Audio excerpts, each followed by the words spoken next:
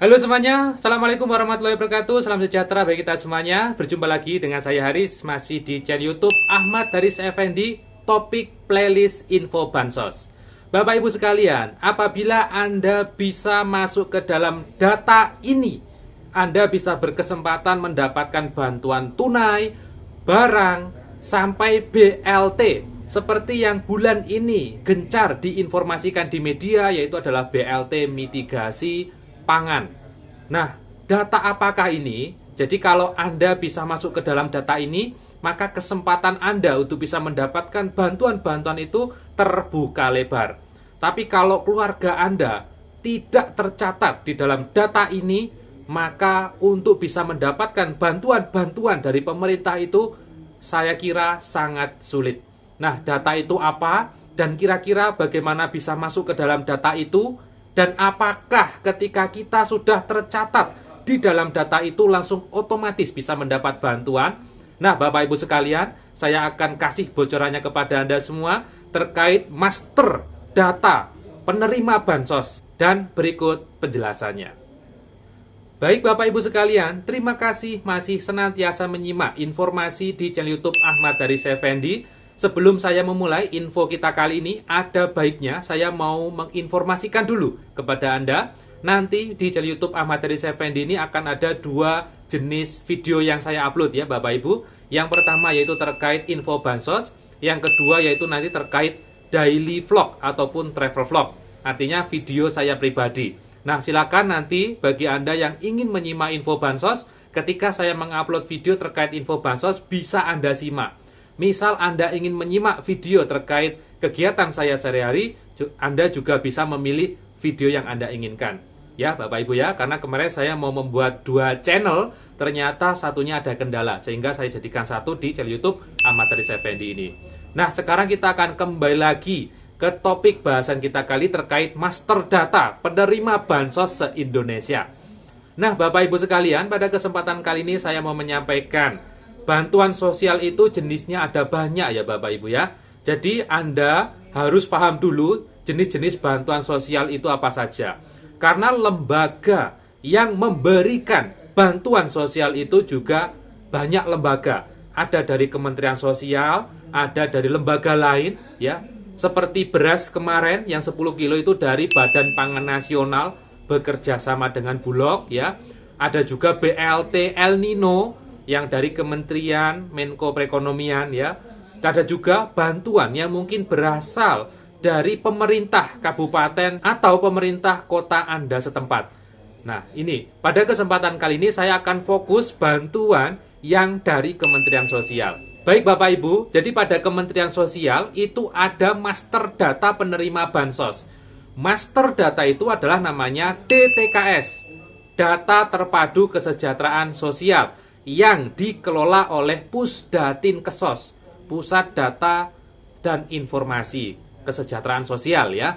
Jadi ini DTKS itu adalah master data di mana penerima PKH ya, bantuan program keluarga harapan, bantuan pangan non tunai atau yang sekarang namanya sembako, PBI, penerima bantuan iuran atau Kartu Indonesia Sehat yang gratis itu, RST, Rumah Sosial Terpadu, Pena ya, dan juga bantuan lainnya yang dari Kementerian Sosial, semua berasal dari DTKS.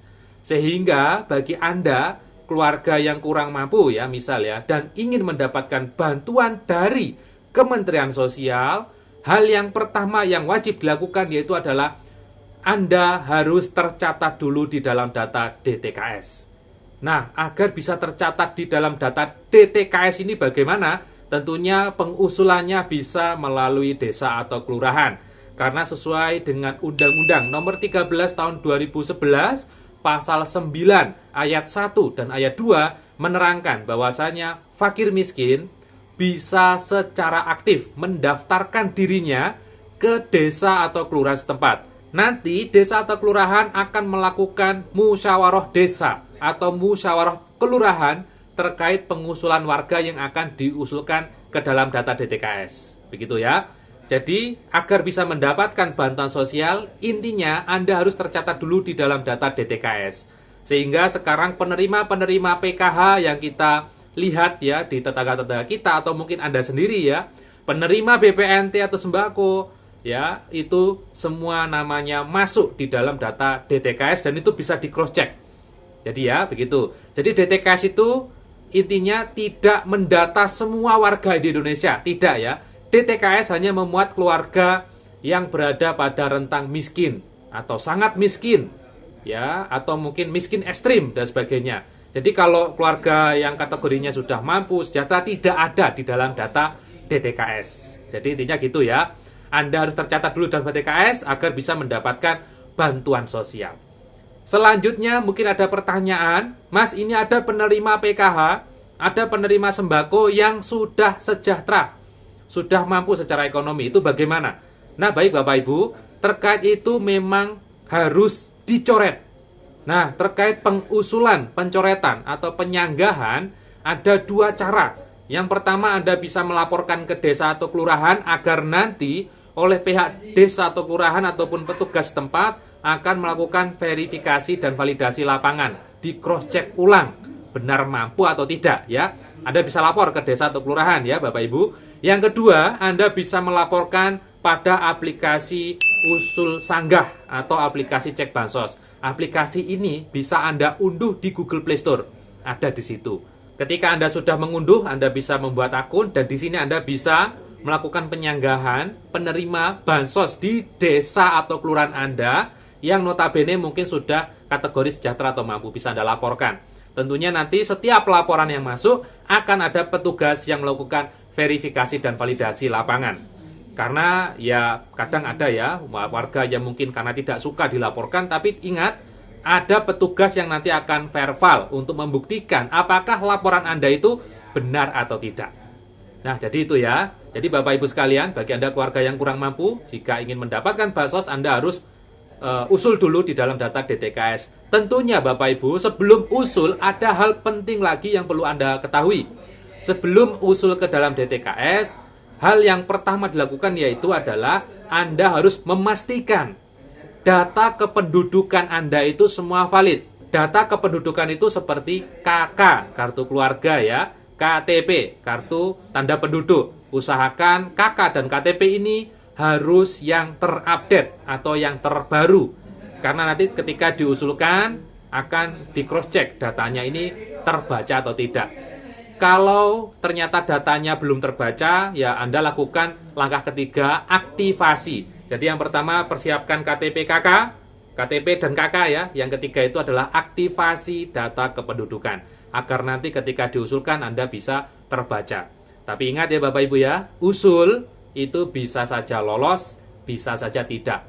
Tidak semua usulan itu lolos. Nah ini yang perlu Anda pahami agar nanti tidak salah paham ya. Sudah usul tapi kok nggak lolos-lolos itu gimana? Bapak Ibu, usul bisa bekerja misal sebagai PNS ataupun sebagai pekerja di suatu perusahaan kan harus ada seleksinya ya. Di seleksi itu ada yang lolos, ada yang tidak. Lah ini usul bansos yang notabene orang tersebut tidak perlu bekerja di perusahaan atau suatu lembaga, dia akan dapat bantuan setiap bulan. Masa harus lolos semua? Ya seperti itu ya. Jadi intinya usul bisa lolos, bisa tidak. Saya kira itu informasi yang bisa saya sampaikan pada kesempatan kali ini. Semoga infonya bermanfaat. Ketemu lagi dengan saya Haris di info bansos berikutnya. Mohon maaf dan wassalamualaikum warahmatullahi wabarakatuh.